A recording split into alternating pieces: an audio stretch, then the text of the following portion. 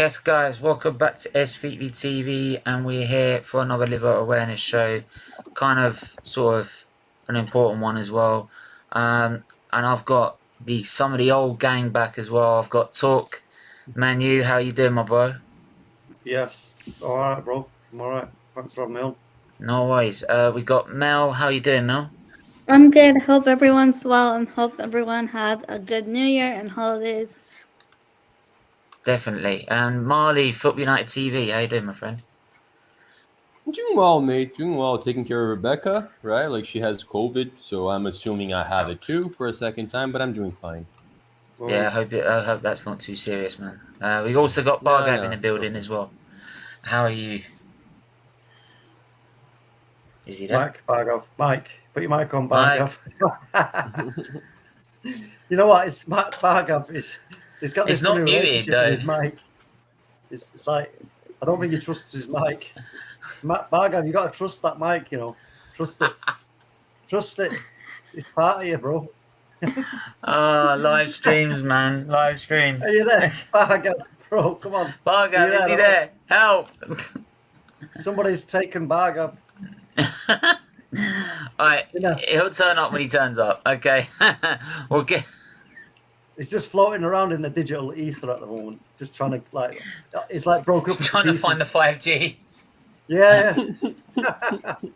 Come back to us, Bargov. Come back to the light, bro. Hello? Yeah. Hey! That was connected to my Oculus. It was connected to my Oculus, so I'm like... Oh, okay. Okay. How you doing, my bro? How you doing? I'm doing well. I'm doing well. How you doing, Steven? Yeah, I'm okay. I'll just say that obviously everyone do obviously hit the like button, hit the subscribe button as usual. Yeah, this one might be a little bit sort of, right, before anyone jumps the gun on this, right, doctors have made predictions before, and they've trust me, some doctors have made predictions that have been very, very, very, very wrong. But it never helps because they sort of sometimes like to make predictions and don't usually like to think of what that means to that certain person. So about a couple of weeks ago, I think it was before Christmas, went to the hospital, and I think it was more my mum told us rather than the doctors, to be honest. But they usually tell more to mum than me. And yeah, they said the problem they've got at the minute is there's no access, so they can't do intervention. They can't do any sort of surgery to prevent something if something goes wrong. And plus the organs are working twice as hard as they are, such as like the kidney is only got one left, and there's really other problems it's causing. It's not helpful. And I mean, some doctors have said that well, you might be celebrating this Christmas, you might be celebrating the next one. As an example. So, maybe as early as maybe July, I could be in trouble. When they say in trouble, from what angle or which? Organs being overworked. And yeah, it makes sense in a way, because if anything that goes wrong, your organs take more pressure. But I mean, recently I could say the blood level's gone back up again by itself, which is never done. But in like, I like to try and take it as a pinch of salt, but I can't just ignore the fact. Because I'm not. They've already said, to be honest, I know I'm on borrowed time, as it is at the minute. Hence why I'm in palliative care. So it's depending on how long that lasts. We're all on borrowed time, mate. We live in a giant ball of death.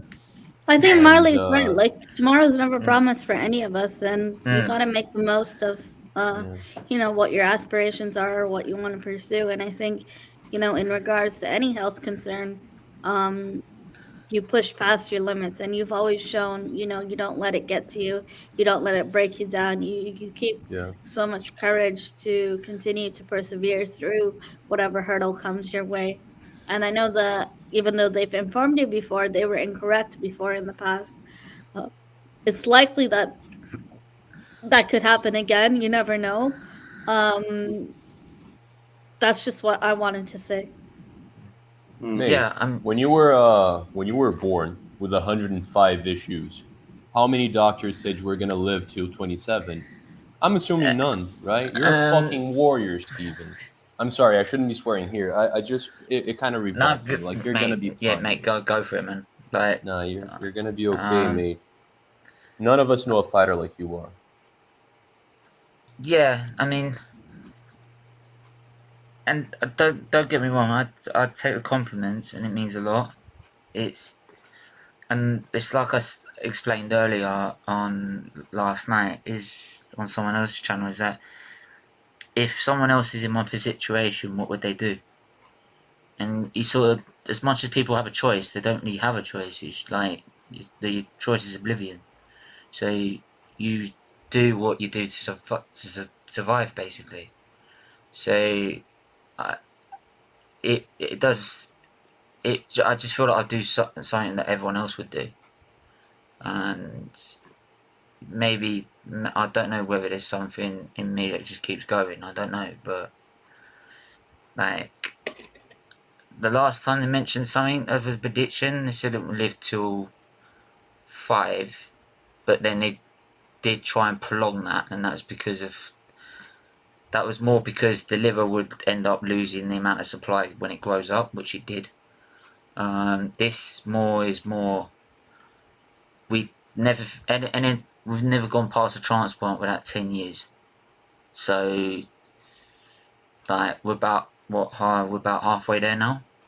So we don't know whether beyond 10 years if it carries on or not. So it's. And in terms of what everything else, all the other symptoms like going every week, they won't be sorted unless they sort themselves out. So it's the only way it's been sorted. So, but I wanted to tell you guys because that's obviously what the part of this channel is, and it's about as much about talking football and F1. It's about talking about this to raise awareness of it for other people.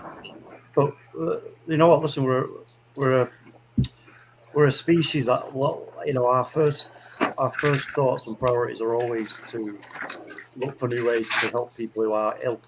Right? That's what we do. That's what we do that really well. Right, above all other things, we do that really well. And so, modern medicines, modern new techniques, uninvasive techniques are being developed all the time. And for me, I just think, you know what? And you know my situation, where I was nearly twice, I nearly died. So, you know what? Listen, you know what? When people start talking about making plans and doing this, well, let's do this and do that, and I just start to think, you know what? I ain't looking to be fired. Why am I going to look to next week when I don't know what's going to happen tomorrow? Just focus on now and enjoying life as it is right now. And then you don't know what happens next time you go and speak to the consultants, the surgeons, and everybody else. They may say, look, a new drug has come out or a new technique is available. I was going to say that. Yeah. You know what I mean? So there is always going to be something that is going to shine a new light from a different angle when it comes to medicine. Just because, like I said, that's what we do as a race. And that's the point of like doing this channel as well, because every time, this is the thing, every time someone watches this channel or anything or puts a donation in, you're not just contributing to a charity, you're contributing to the research to carry this forward. For example, I knew one kid that in any other situation he would have had a transplant at this point, and because of the research CLDF had done and all the hospitals had done, they managed to use stem cell treatment to try and stop him having one. And he walked out the hospital perfectly fine. Didn't need it at all. So I mean, when you think about that, the stem cell, it's amazing what they can do with it.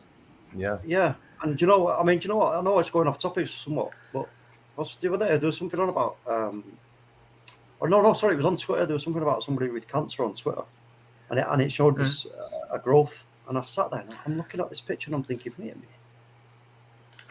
I just got my mind thinking, and I'm thinking, wait a minute, is cancer some kind of like leftover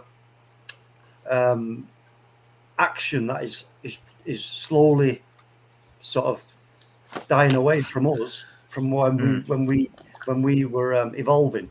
It's almost as if the body's when you get cancer, it's almost as if the body's trying to grow something, but it's getting it all wrong, and it turns into these aggressive lumps and tumors, and it's almost as if the body is trying to generate something inside the body.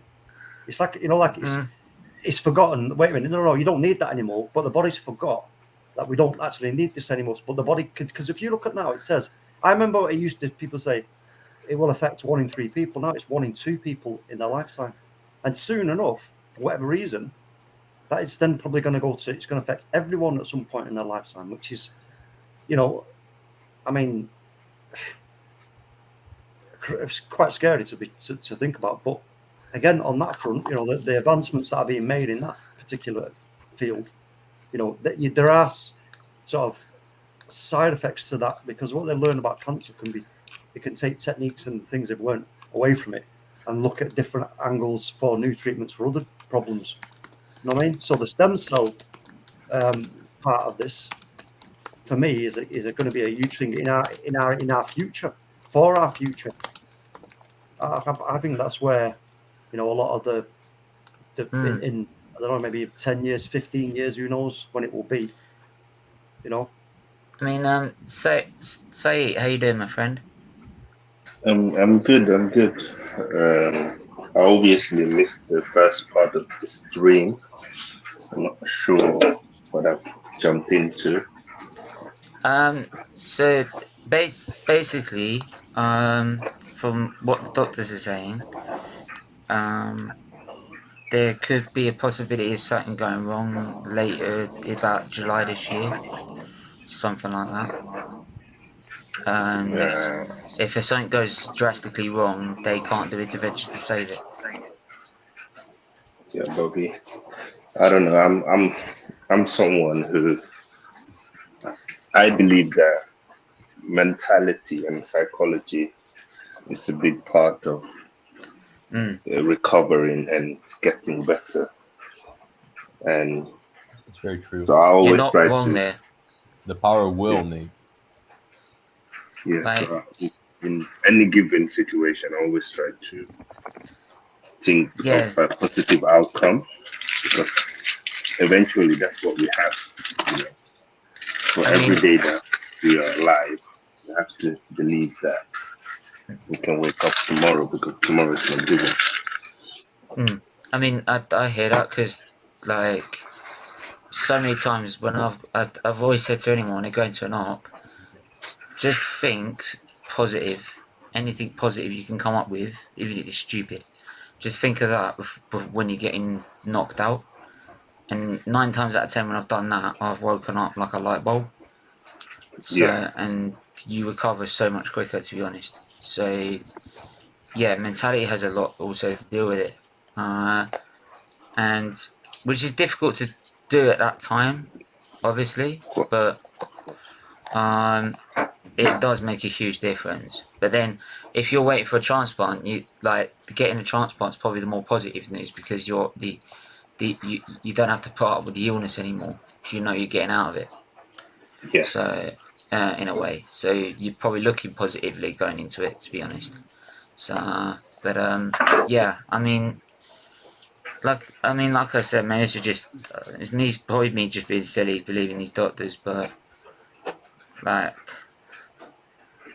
I think I speak for everyone if I say that if anyone is gonna survive this and become better, it's you. Yeah. And this whole community will always be here to support you in any way we can.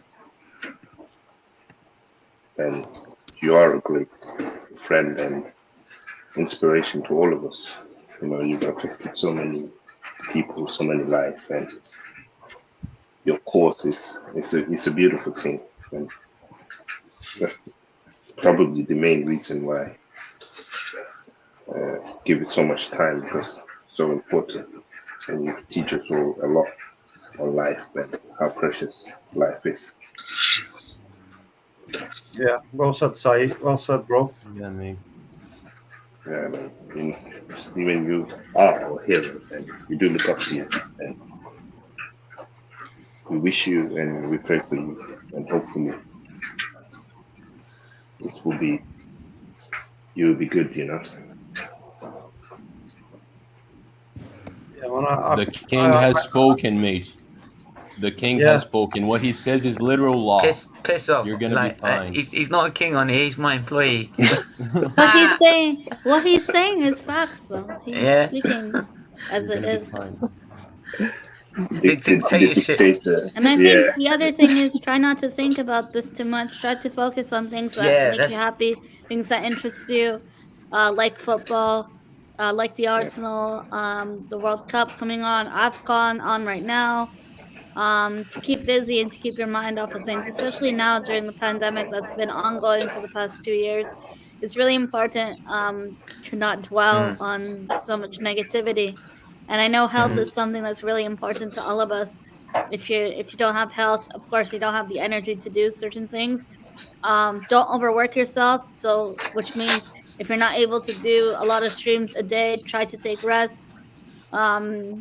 Fitness wise, if you can go for a walk or do something within your home to stay fit and healthy. In terms of blood flow, that's something I'd suggest personally. Yeah, walking is a great thing. Walking is it's like, I don't know, it helps the mind, when you're walking. It helps your mind because I like going walking.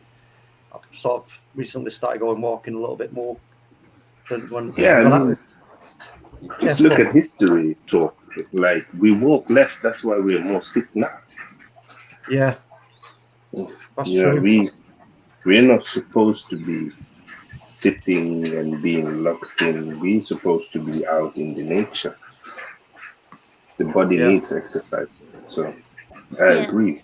Walking is so important. It is, and like I say, it's good for the mind, because when your mind's healthy, I think that reflects on your physical being as well. You keep a healthy mind. I remember I went to the doctor, so then I had trouble sleeping, and she said something about what does she call it? Sleep. What's the word? Let me just think of the word. Not clean, but it was something else. Another word like clean, but I can't remember what it was. And I was like, I couldn't understand what she was trying to get at. But she was on about what it is, what you eat, what you're eating, what you're drinking before you go to bed. What's on your mind, what you're thinking about. You know what I mean? And when you start to think about it, and then take a step back and look at it, what is it you're doing? You know what I mean? Because I used, like now, before I go to bed, I won't eat anything salty. Because I noticed, and we all know salt is not good for your blood pressure. Too much salt. And sometimes, I admit, I'd be sat at 1:30 in the morning and think, right, I'm tired, but I'm starving. Bang, 3 packets of crisp. You know what I mean? I would blame you. Maybe a drink of Coke or something else, and then I'm thinking, wait a minute, why can't I sleep? And then you know what I mean? It's like, well, of course, what makes you think that you're going to sleep after all that salt and sugar and caffeine and whatever else? So then you know what? You go, okay, I'm going to switch up. I'll have something different. I'll have some healthy fish or fruit. You know what I mean? Something like that. And then, bam. But my favourite, which always does the trick, I don't know why, is crunchy nut cornflakes. They always do the trick. I always sleep like a baby when I've had them. Something in them, Don't know what it is. There's something in them. I'm telling you, they got something in them. It's just like, I'm gone, man. I mean, I'm addicted to it. What is it with you and food, man? Honestly, man. We got to get him some help. People moan about if I need help. He needs help, man. Seriously. How much do you weigh, Stephen? 62 3 kilos. Can I have some of your weight, please? How many? I don't know what that means, bro. Don't talk to me in kilos, man. Oh, come on. That's about 8 stone. About 8 to 9 stone. See, I'm only 10. I'm only just over 10. Hang on, let's have a look. So I'm not overweight or anything like that. Don't use pounds, mate. It's so tricky. Kilos are so much more simple. No, man, Marley, man, I'm in Yeah, they England, use bro. kilos at the hospital. Well, 9.9 big up stone. everyone in the chat as well Big in up, showing man. support. I appreciate that. Here Yeah. for Stephen and everyone who joined today on the panel as well. Yeah. It's kind of tough to deal with certain issues like this, and it's very important that you have the friends who support you around you, and the community you built on your YouTube channel as well is something to take into account and to be very thankful for. That's the thing. Like, I know a lot of times. Sometimes I don't get. Sometimes it's to me. It's not about sometimes how many people are watching. It's just the fact that people are watching. Like, even if it's 2 or 3 people, it's some people that then know about my condition. That's what I've always stressed. And of course, obviously, there's ambitions to obviously want to grow it further because I love doing it. But in the end, like, I'm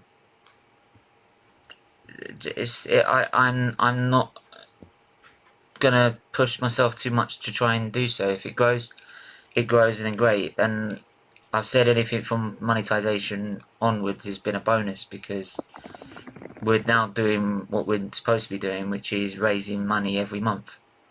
So, and that's the thing. So that's the beautiful thing about it. But obviously, it doesn't mean I still want to grow it further. Of course I do, but I'm still appreciated of what, like, and it's not just. Do you know what, people? It's not just me. Like, without you Talk, without you Bargav, without you Mel, Marley, Matt, Saeed, Static, even, I would have never have got to where I am now. Never. So, as much as I've done well to a certain extent, I can't thank enough you guys. And that's why most of you guys are on the panel now, because no matter what happens, no matter where we go, you're always going to be my friends, and you'll always be my family. And that's a fact. Yeah, well, listen, you're the one who puts the hard work in doing the streams. So, you know what I mean? It's not just what everybody else has done. You know what I mean? Always take a step back and look at yourself. Don't ever discredit what you've done as well. No, of course not. But I'm never gonna sit here and say it's all been me.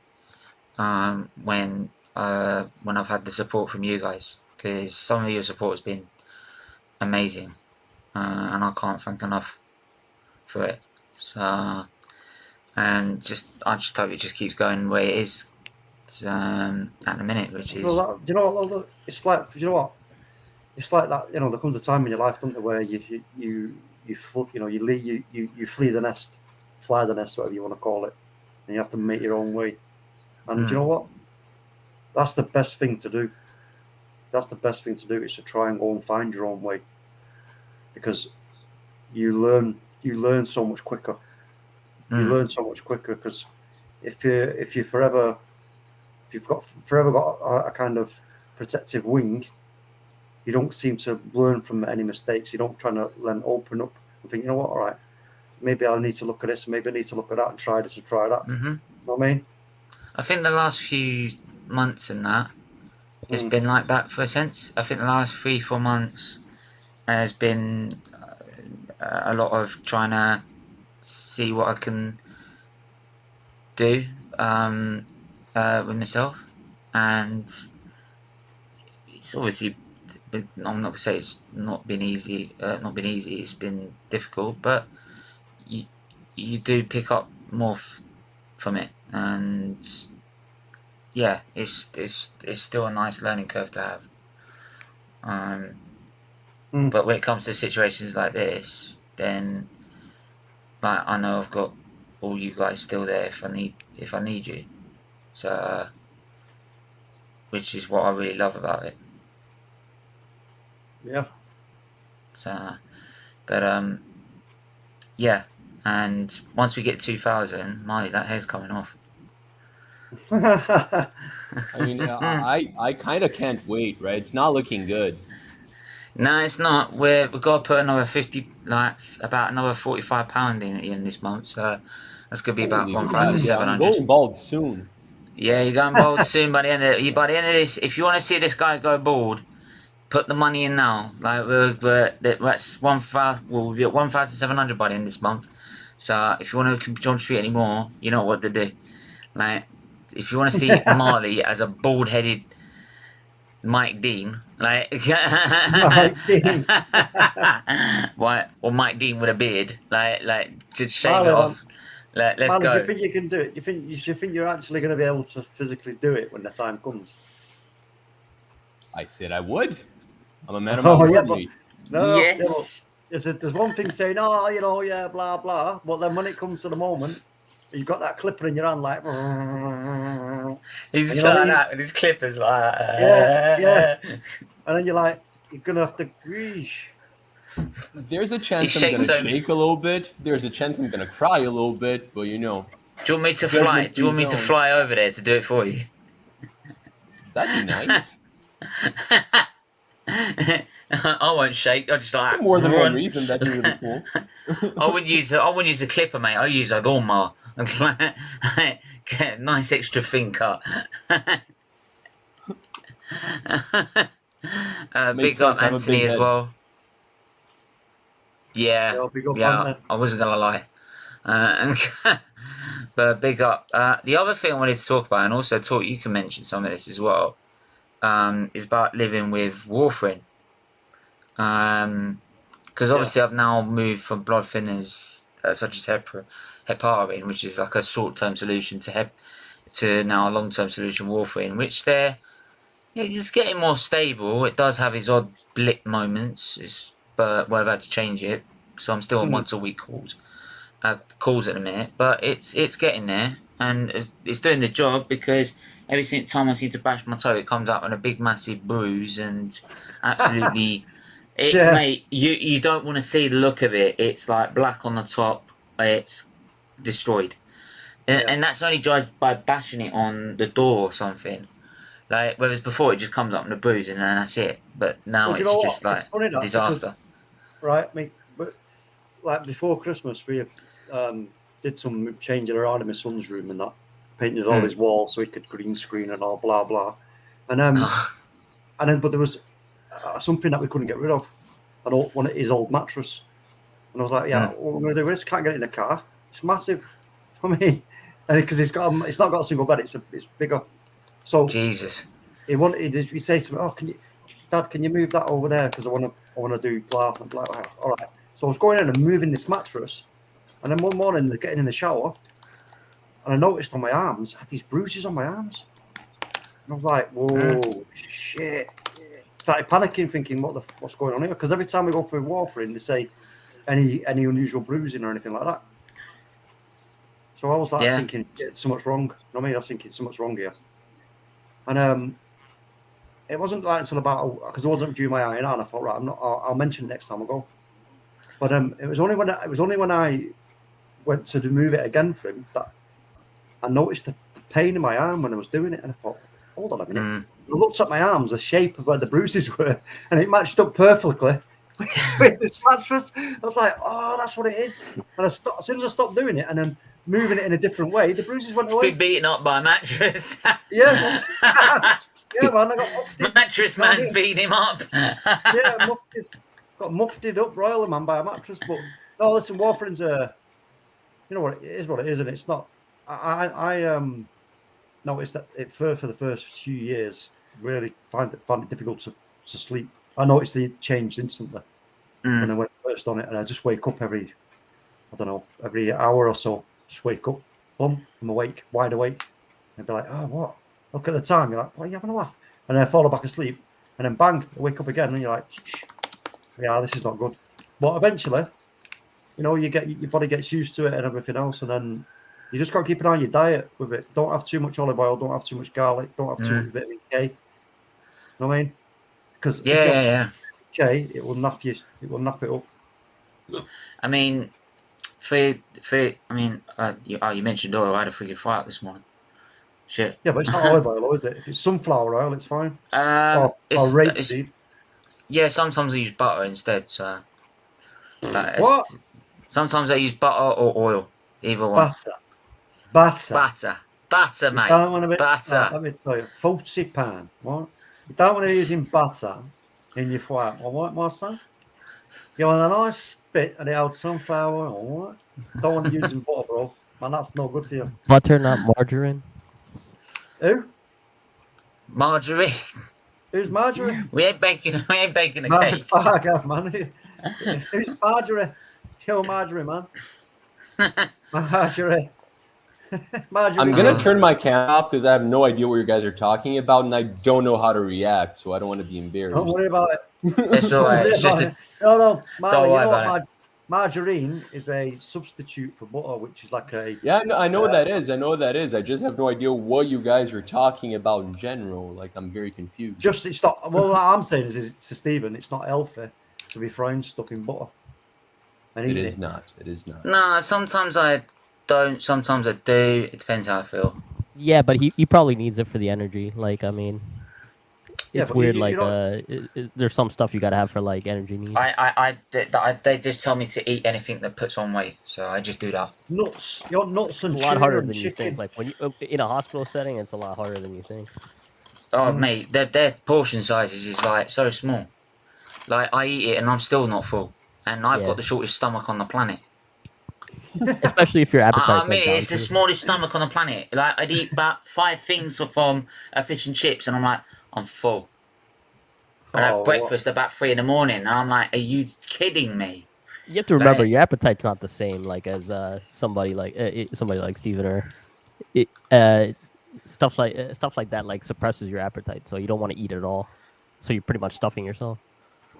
It's not like us like trying to eat like wings. Nah. Port Vale let me down. Well, we'll talk about football another time, Josh. No, yeah, I know what you're saying, Bargav. I mean, like, I think the best, like, if you nuts and tuna, things like that. That'll bulk you out if you eat enough of it. You know what I mean? Can I just pick up Jordan because he's just messaged me saying, "Am I okay?" So pick up to me. Who's Jordan in Jamaica? Yeah, just privately DM me. Yo, big up Jordan. Hope you're all right, bro. Over there in Jamaica, in I'll think of it in a minute. Somethingville. What's it called? Where he lives, Stephen? Port Vale. No, Somethingville. I know it's Somethingville in Jamaica. Oh. He'll tell us. He'll tell Stephen if he's listening. Yeah. What's the cup? There's Kingston, Santa Togia Bay, Ocho Rios, Port Antonio. I can't think of anyone else. I'm looking it up. I'm sorry, I don't know. I've never been to the country, so I don't know. No, I'm not judging you, mate. I don't either. Actually, whilst we're talking about Jamaica, everybody, just if you want to learn about Jamaican food, especially Ital food and Rastafarianism, go and check out Ras Kitchen on YouTube. Just RAS Kitchen, Ras Kitchen, and it is honestly, it's amazing.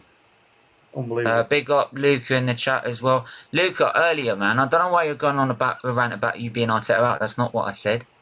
I know you're Arteta out. What I said is you judge players after 2-3 games, which is like what Arteta does with Saliba. Like, it's not saying you're Arteta in. Like, I know you're Arteta out. I meant what. Just don't worry. It was funny though. I messaged because I messaged him. It's like, how can you judge a player? Like, you need to judge a player not on his price tag after watching him for 3-4 months, not after 2-3 games or just the Euros. So it's and so I just used Luca for you. because I was going. He's saying he's taking Vadovic, but he won't take Andre Silva with no Premier League because of no Premier League experience. So why are you taking Vadovic then? I told you before, when he comes with Luca, sometimes... No, wait. We know what it is. Luca, are you sure you haven't got a pair of teeth and a tongue in your ass, mate? because he's very good at talking. You're mad. Do you know the best thing about that? The best thing about that is his reaction. He just says, "Are you mad? Are you mad?" It's like it's when I said it, is in his mind's eye. He's like envisioned, like. I'm just like, I don't get it. I don't even know where that came from. I don't know where that came from. But I think because he said, "Let me look up some strikers," and I'm like, "What are you looking at strikers for?" Oh God. To be fair, I had to look up some strikers first before I start looking at them. Like, yeah, we all have to do that when it comes to looking at players. You can't. It's impossible to keep track of every player unless if you don't work, and you've loads of energy, you can just sit and watch football game after game after game, all different leagues. Happy days, you're going to know about, X, Y, and Z. But still, even then, there's going to be players you don't know too much about. So you always have to do your research on players. You know what I mean? But that doesn't always tell you the whole story, does it? Say, I'll ask you, like, Isak is one of the options. Would you prefer Isak or Andre Silva? Straight question. Andre Silva. No Swedish bias. Andre Silva is more established. Isak has more potential. So it depends. But I think we need two strikers anyway. One is not enough. Yeah, I mean, I agree with that. I would say maybe from Mikel Arteta's point of view, maybe Isak would be the better option because it would suit his play better. He would link up with the players. He can dribble. Also, he's also be more malleable in terms of he's still young enough to influence. Yeah, the only problem I find with that is I'd buy him, but he won't be the sole answer for me because I've always said you need experience up front, and experience in midfield, and experience in defence. And at the moment, and what must our heads against Man City is we haven't got that throughout the pitch. We've got Granit Xhaka, who's got no experience. Who acts like he's got no experience. Gabriel, who's only 25 or 26, he's a great defender, but Ginac is younger than that, mate. Yeah, he's younger than that. So or just 23. There you go. Then he's a great defender, but he's not experienced enough yet. Whereas if we got someone, you see, like Chelsea, for example, they got Thiago Silva, for example. And they got Kante, and they got Kante as well. They've got some experienced players that have been there, done it in the big games. Like that's what we need, and that's why I feel Isak. If I bought Isak, I would still be looking for a striker because we need some experience in our team. And our team's good and young, but it needs some experience. That's what it needs for me. That's my sole answer for that. Glad that people are supporting this channel and also for the cause too. Big up Anthony, man, you're a ledge. Like even with your funny comments, like mostly because of your funny comments. Honestly, he puts a £2 donation in just to call me a knob. I thought, thanks for, and I sit there and go, thanks for the donation, mate. I think I was here for that, actually. I remember that. You're talking about socks and stuff and curtains and that. So it's always good fun. I'll ask. So talk at the end of the season, then, because I'll move it on to a football level now. At the end of the season, what manager would you want in since Radnick's temporary? If it doesn't work out for Radnick to get in the job full time, then it's looking. Would you take him full time? It depends on where we finished. It depends on how he gets the players to. But having said that, listen, it's not quite as simple as that. On the table, though, Chuck. Well, it wasn't even on the table. No, he said, I think what he said is when he came for the job, he said, 6 months, then 2 years upstairs, but I want the job full time. So the only remit to that is going to be, well, all right, well, we can't just give you the job full time right now. It's interim, but if you do well enough, then we'll give you the job full time, no doubt. But he's got to first flush out all these players who are being a bad influence in the dressing room and influencing others in a bad way. Then he may have a chance. But if not, there's only two options for me, really. One is Poch, which I don't want to entertain, and the other is Ten Hag, as it stands right now. So what about Zidane? No, I think. I think that ship sailed. Yeah, that's long gone. And you know what? No, I think for me, just because of the type of football Rangnick's trying to get us to do, I think Ten Hag would be a better option. See, that's who I want. I want him. I want us to be ambitious. We got top 4. I want us to be ambitious and go get him. But then again, if you got top 4, you sort of have to give Led Arteta the chance to be in the Champions League because he has earned the right. You got to give him a chance. I mean, I know people might say it's football, it's harsh, and I get that, but like, I can't. I'll have to give him a chance. Listen, for me, there's something. If you look at Brighton, for example, under Graham Potter, he's got what he's got there. If you could see that and be a fly on the wall there, and then be a fly on the wall at United, you would see the difference in culture at the club in terms of the players themselves, the way their attitude is. Would you take Graham Potter there then? Not right now, just simply because of the problems we've got. I think it's that bit too much for him. It's obviously it's too much for all the previous managers, right? To try and keep a happy camp at United and to get them to buy into what you're doing. That's the problem here. Is now it seems. So if you had to pick one manager.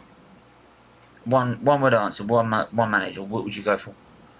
Ten Hag. Ten Hag. Yeah. Okay. I'll do from an outsider point of view. I'll go around the room with it. Mel, who would you see Man United going for? Was the best option for a manager? Well, I think at the moment they're linked to Pochettino. Okay. Say.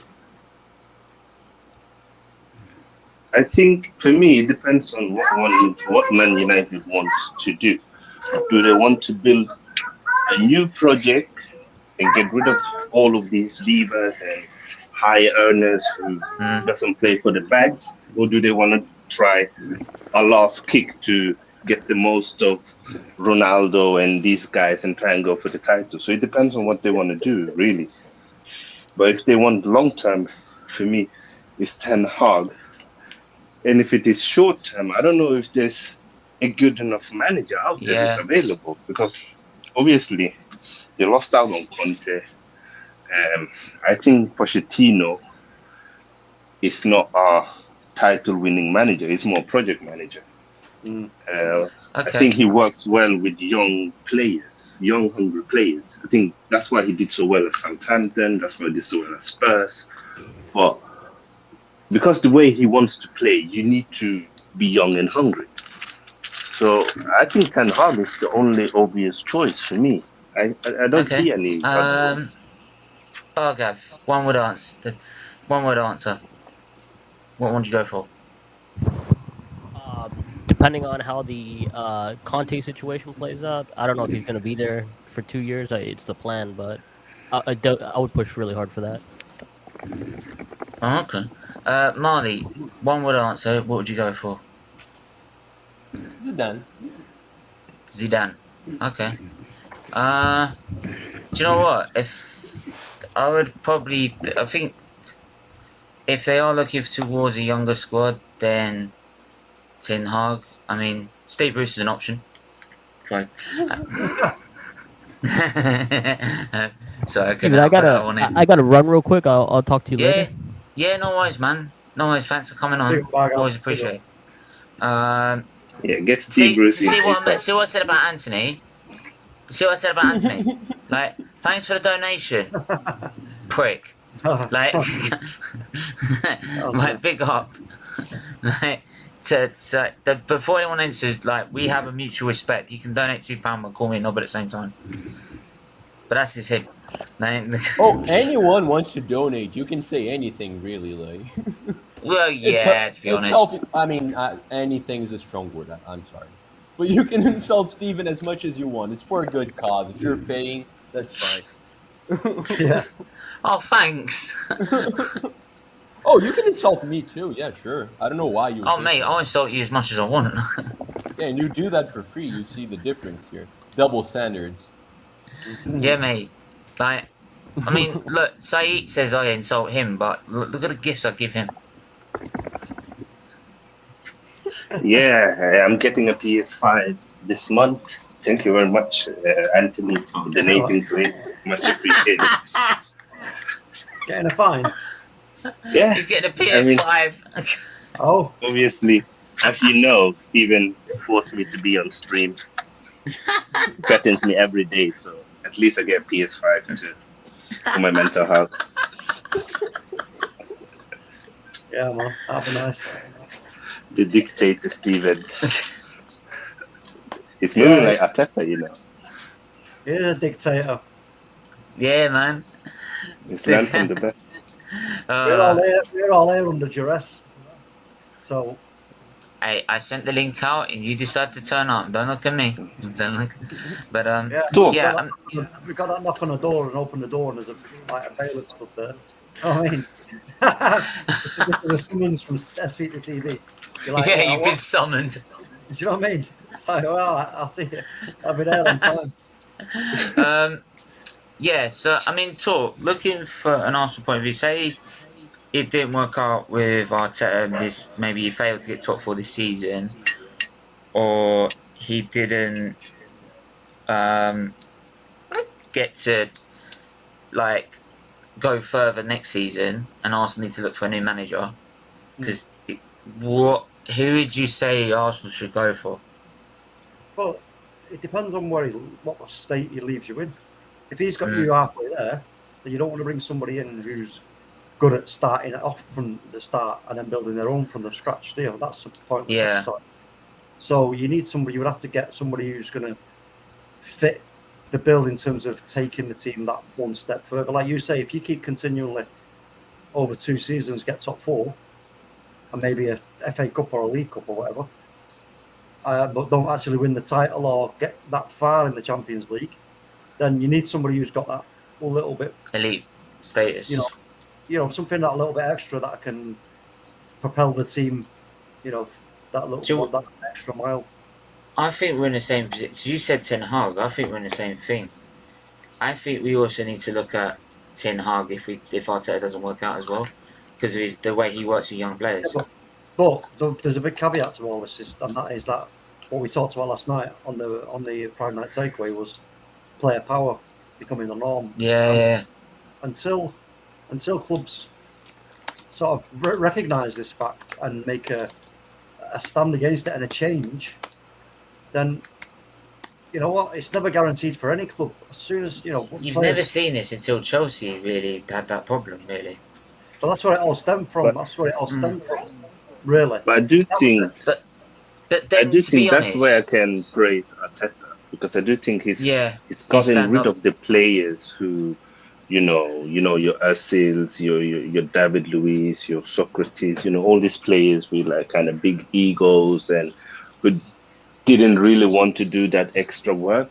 I mean, you can see. For example, I just heard Arsenal Alex there earlier was going on about Aubameyang situation, and he still feels like that's partly to do with Arteta because of the way, not the way that Aubameyang's maybe behaved, but he's not playing well because of the way Arteta plays his system.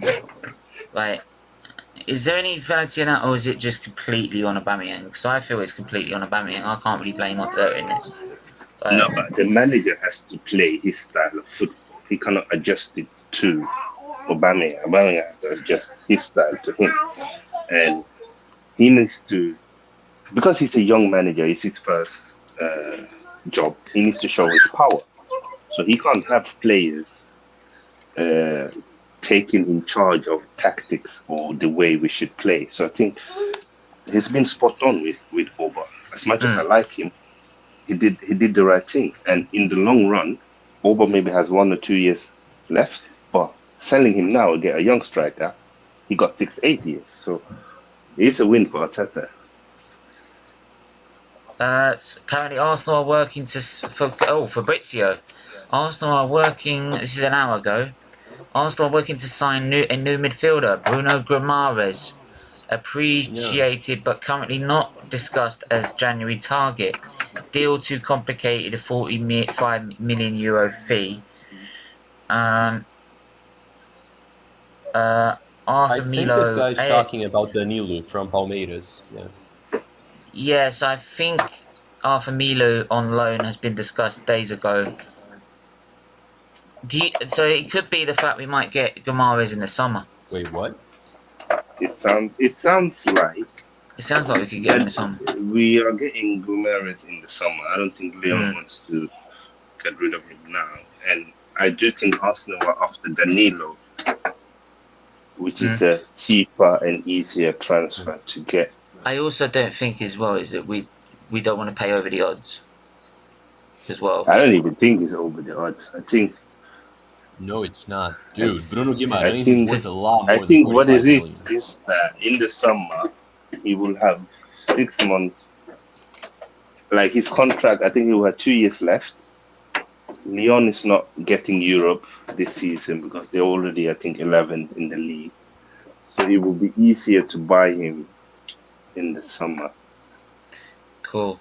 But yeah. I mean, you could argue that, you know, Bruno Guimaraes is so good, he's so consistent that the reason I'm okay if Arsenal don't get him now. We get a young Brazilian player like Danilo, he's a good player. And we get him in the summer. I'd be fine with that. But the thing is, I'm really fearful of other bigger clubs entering the race, you know, because he's great, mate. Yeah. He's great. He's great. That is a problem. He's also if we're gonna do it, he's we've got to get it perfect done. for Arsenal, but he's also perfect for Liverpool, for example. So I'm afraid of these big dogs jumping up. Yeah. We'll wait to see. I mean, obviously, hopefully something develops on Monday because that's when we do the back pages and talk about other transfers as well. But yeah, I think they want to sign Vlahovic, and I think they probably can't afford to sign both in January. Yeah, that's probably why. But at least it's something. It's better than nothing at all. But we'll leave it there. We'll see what happens. Yeah, we'll see what happens though. We'll see what happens. I have a question for you. Oh, go on. One more. What do you make of Luke Shaw and Harry Maguire? If it's true that they don't appreciate Ronaldo's attitude, etc. What do you make of it? No, I didn't ask you for your opinion. yeah, hold on. Can you just? I didn't quite get that. Sorry, if you just. So I kind of saw a statement. I don't know if it's true, but you know, Luke Shaw and Harry Maguire, and I think one more player didn't appreciate Ronaldo and his attitude and the way he's Yeah. No, he ain't. Listen, on that front, you know what? Listen, it just goes to show that, you know, the level of ambition. You know, we brought in Cristiano Ronaldo, who's, you know, one of the best, if not the best player in the world, and he comes into Manchester United, and he sees them we're underperforming massively, and then, you know what, you've got to look at what Cristiano's doing there, what he's trying to portray. You know, it's like, if you're not willing to adjust your attitude to get up to his level, then you know what I mean? What are you doing at the club? Get out, and go somewhere else. 100%, because you don't see, you know, Varane or Cavani or Pogba. You don't see any of them complaining about Ronaldo. No. So I think it says a lot, and it's sad because a lot of people had a lot of faith in Maguire and in Shaw, and they haven't really stepped up this season. Well, no, because there's a difference between, you know, the winning mentality. It comes at a cost. It's not free. I mean, being a winner is not free. Being a winner consistently means a lot of sacrifices need to be made in your personal life, in your attitude to what you do in your daily life. And you know what? Some players just maybe don't like that. Maybe they're not comfortable with that, and they know what it takes. You know, like I said, we've always said before about Liverpool and Manchester City. Can they continue this type of football? Can they sustain it? Because we all know what it takes to be able to play that level of football. Week in, week out. It takes It's like in any sort of sport, it takes a lot of dedication and sacrifice. Like you said, dedication and sacrifice. I mean, Yeah. for You see that example, when you like, watch Michael Jordan's documentary. That well, yeah, it's like you see, like, if you see Hamilton, for example, he's taken new diets, he's taken so many different things to, and look so much. Even this season, he never used to go to the simulator. Now, halfway through the season, he was going for the simulator just to find something to keep up and try and make a challenge and stay at the top. So he always, like, it's very with any sportsman that's that wins on a consistent basis, that they always go deeper within themselves rather than everyone else around them to find the improvements. Yeah, that's the thing, because you know you win and you go, yeah, I'm the best, right? But you know there's always somebody behind you who's second who says, no, you're not. I'm better than you and I'm going to prove it. Then they go, then they're the winner and the number one. Then you're the one who's in second. Then you've got to ask yourself the question, have I got the appetite? Have I got the desire to want to be the best again and take over? And some people go, yeah, I do. And, you know, it's a constant battle. You know, look at all the great battles in between sportsmen and sports team throughout history. You just saw one in F1 this season. I mean, it's just like that. It's if you watch like any F1 driver back in their interviews, they all say when they put the visor down, they're all about themselves and they all think they're the best. They all go around everyone else, even if they're at the back of the grid, and say, "I'm better than you." So simple as that. And they have their realistic targets, but they all think they're better than everyone else. So you have to have that mindset. Whatever you do, it's like Hamilton said. It's not being arrogant. It's just like, and it's exactly what Verstappen has said. Exactly what Schumacher said. Senna has said before. Like they've all gone and said, right, I came here to finish first. There's no coming second. Like, because second means nothing. It don't compute, and that's what you want. Like, as much as people might say that's arrogant, no, but it's what you need in football. It's what you need in any sport. You need to have that arrogance to say you're the best. Yeah.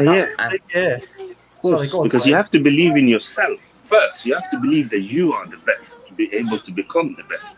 So if you check Cristiano Ronaldo before he became best, he always thought that he could be the best, and that's why he could be the best. But if he thought that he could be just okay or great, he would never have reached the level he reached. And that's why someone like what's on top of that is, once he got to being the best, he made sure he did everything in his power to stay at being the best.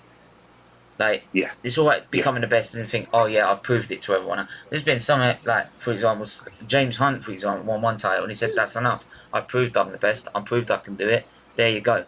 Like, but some people like saying, no, I know I can be the best throughout the whole of my career. And that's what Ronaldo, for example, has done, what Messi has done. They've constantly found ways to keep being the best. Yeah, but then on top of that, though, you do need, because you're so focused on that, you do need, then that's where the manager comes in. Now, if the manager is trying to get, if the manager's got that kind of mentality, but then you haven't got it as a player, the manager's, he's fighting a losing battle. I'll just answer this quick question before we'll wrap up. So what do you think about more Brazilian signings from Brazil? Mate, I don't mind where they come from, as long as they play well on the pitch and they get Arsenal to win the league. They could come from Timbuktu. Like, they could come from my street just down the road.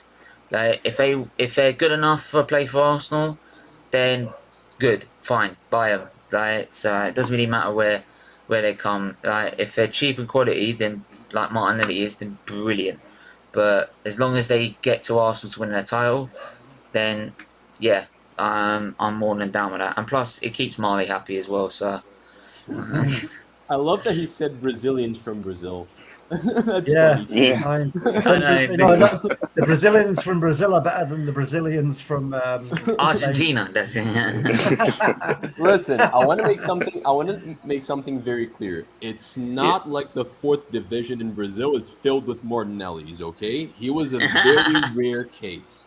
But yeah, you can. It's always But a hang good on, place every to find time we're doing talent. Guns Four Corners, you're thinking of but if you see that young talent for Fluminense, he's a quality player. That's a first division team, yo. Martinelli played for Ituano, and Fluminense has like notoriously one of the best academies in the world, mate.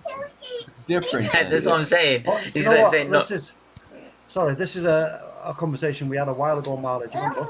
We were talking about why is it that Brazil is probably the best at football, Yeah. producing so many great players and such great football.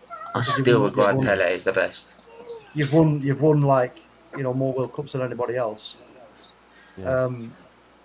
And I think that again that needs to have its own stream on whatever channel that may be, but it needs to have its own stream because We could do that here, man. Absolutely. It needs to be looked into. You know what I mean? Because it's not just a coincidence, is it? Stop. No, it's not. No, it's not. But it has its pros and cons. It's not only. It's not for solely good reasons. No, I know that. I know. Yeah.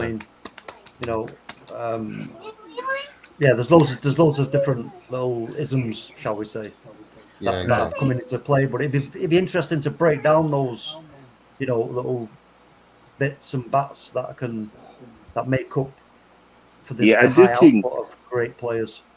Yeah, I do think if you look at Brazil, you look at Argentina, you look at France, they have something in common, and it's that a lot of the players have not played on perfect pitches until they reach professional level. So you have a lot of some of them playing on beaches. Street players coming from France, playing in cages, playing in the street where it's rough. From South America, you have them playing on beaches or out on the street, so they come with a different skill where you can't really teach that playing on plain grass. No, because you don't get to those situations. The ball won't just bounce from your feet. You know what it is, Sai? You know what it comes down to, and I've mentioned this before. It's feel. It's about feel. It's like when it comes to playing music. If you play music on a piano or on a guitar or drums or whatever it is, it's about feeling.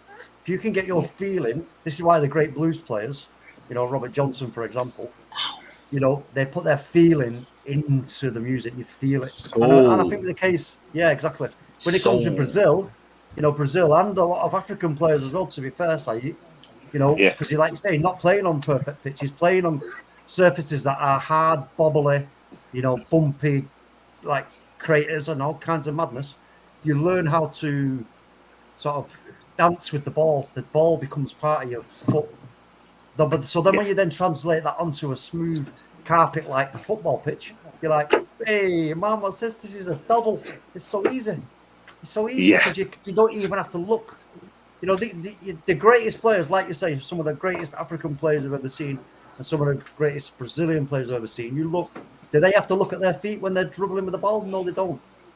They look at the game, they read the game. While someone's trying to get into them to try and get the ball off, and they're like, yeah, what are you doing? Get away. And they're not even looking at the feet. They're like, yeah.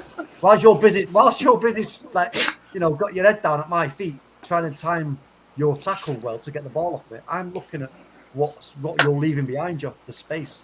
I'm waiting for somebody to occupy it. And then I'm just going to do a little bit of skill, a simple move, and then go lay the ball off, and that's it. You're done. That's the difference. That is the absolute difference. That's a deal breaker. Big up Games FC. He met Pele in '98. What? That's awesome. I'm jealous. USA. I'm jealous. Wow. My old man actually met him as well. That's one of his favorite stories. What's your New Year's revolution? Try not go as mad as I did in the Abu Dhabi Grand Prix. May. I looked that back and I was like, did I actually do that? Jesus Christ. I lost it. I completely lost it.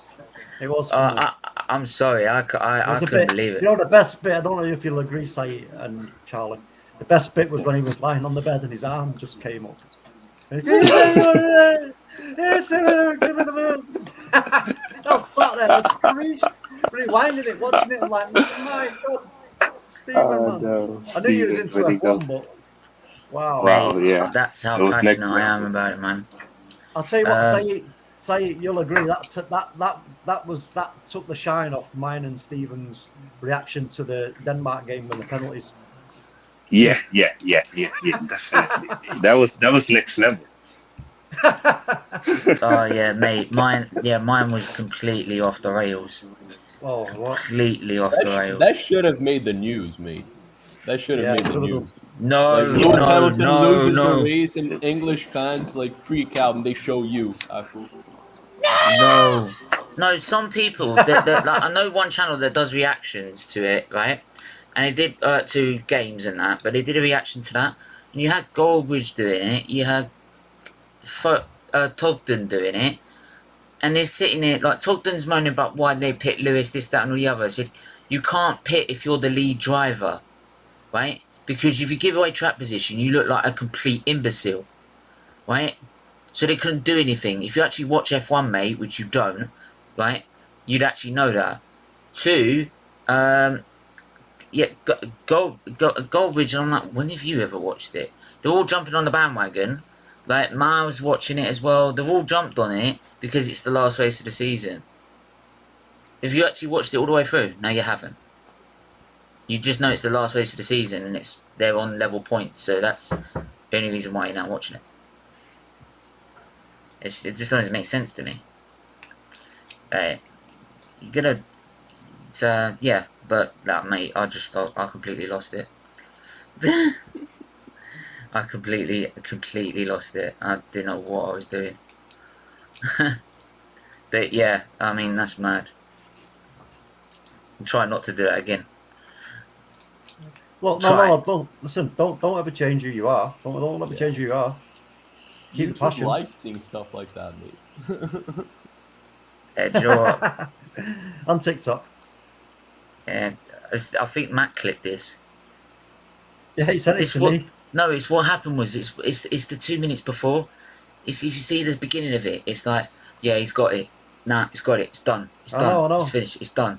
That's no way. Unless they literally all jump out the way to help him, there's no way it's going to happen. Not in your life. No way.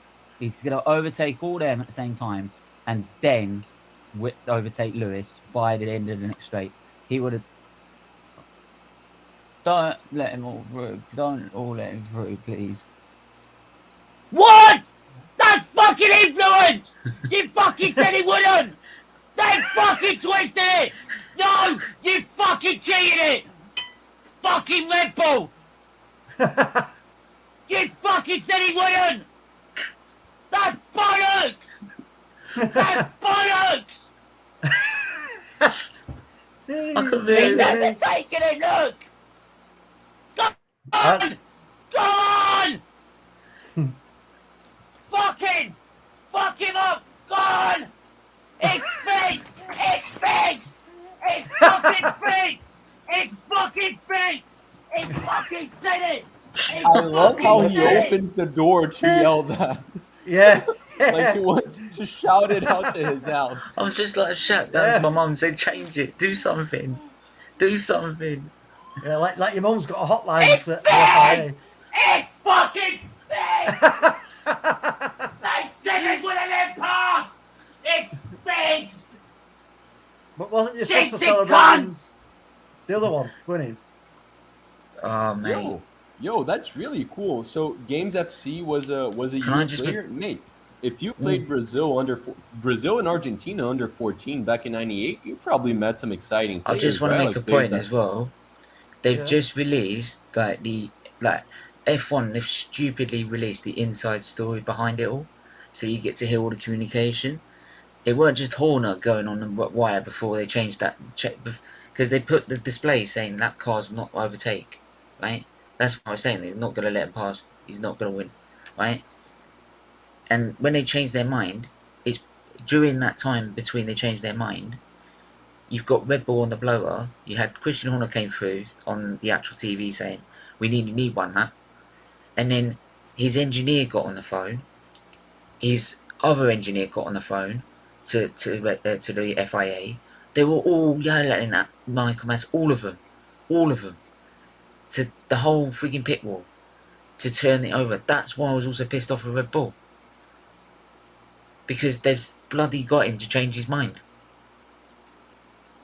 I don't understand how it all works, bro. You know, all I know about F1 is that they go fast. Yeah, well, I will say this. Apparently now they're going to give Hamilton a 10-place grid penalty, or apparently they're going to try and look into giving him a penalty because he didn't turn up at a prize-giving gala. Why would they want to turn up at a prize-giving gala after what you've just done to him? You broke your own rules to get a one-lap showdown, which is like a lamb to the slaughter, and take away a title from him. That's bullshit. And you think he's going to turn up? No way. I wouldn't turn up. I would say something I shouldn't have.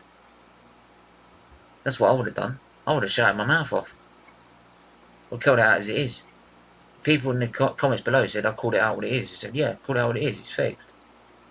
It's fixed to get the ending they wanted. They saw an opportunity to get a one-lap shootout. Because as soon as it finished, they were putting it all up their last lap showdown. Like, sorry, I can't stand it. And they want to now give him a penalty because he didn't turn up at a prize-giving gala. Are you mad? And then what they've said to that is they said, oh, by the way, rules are rules. If we have to look into it, rules are rules, and they have to be respected for the integrity of the FIA. Oh, really? Well, if rules are rules then, we wouldn't be in this situation, you wouldn't be in this mess. Because you would have not let them past, or you would have finished it under safety car. You wouldn't have broke your own rules in the Grand Prix if it was rules are rules. So what you just said there completely destroys your argument. Like, it's bullshit. It's no wonder Hamilton's sitting there not responding to him whether he's going to come back or not. I hope he comes back, but I wouldn't blame him if he doesn't. What they've treated him is disgusting. Especially after what he's trying to make it more diverse and equal for everyone. You know?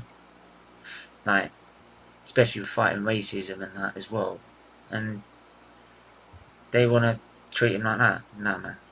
Can't stand it. Can't stand it. And that's why I lost it, because I couldn't stand it. So, but yeah, hopefully they change the way they act next season. But my mum won't watch it. My mum's fiance won't watch it now, because he'll think it's fixed. He'll think it's fixed to get the ending they want, to get the most drama. They don't care about the sport.